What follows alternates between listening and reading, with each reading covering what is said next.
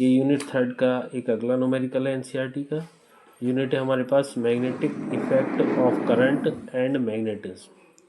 ठीक है, इसका बेटे मेरे पास ये न्यूमेरिकल है a long straight wire carries a current of 35 ampere.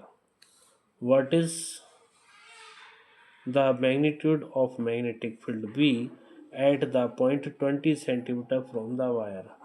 Wire से कितनी दूरी पे पूछ रखा है उसने, 20 सेंटीमीटर की डिस्टेंस पे। जो जो उसने दे रखा है उसमें मैं पहले यहाँ पे लिख लेता हूँ। ऑन दे रखा है बेटा मेरे पास, दे रखा है straight wire carry current I की वैल्यू दे रखी है। ये बेटा एनसीईआरटी का क्वेश्चन है। किसका ये, एनसीईआरटी का क्वेश्चन है ये। क्लियर। तो यहाँ से बेटा मैं इसका सॉल्यूशन लूँगा। मेरे पास क्या दे रखा है उसने, आई की वैल्यू दे रखी है मेरे पास है 35 एम्पियर। व्हाट इज द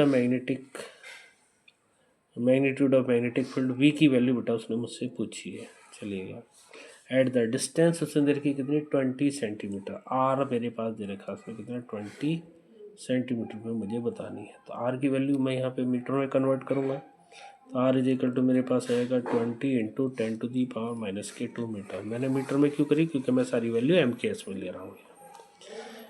मेरे पास वायर के लिए, वायर से कुछ डिस्टेंस पे जब मैं निकालता हूँ फार्मूला, तो मेरे पास वी की वैल्यू आती है μ0/2π I/r। क्लियर।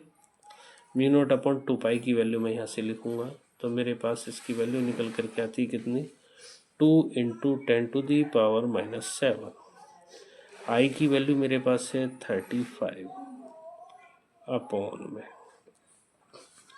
मेरे पास इस पूरे की वैल्यू मैंने लिख ली है। आर की वैल्यू मुझे चाहिए, आर की वैल्यू मेरे पास 20 इंटू 10⁻⁻2। क्लियर। 2 से ये चला गया मेरे पास 10 टाइम्स।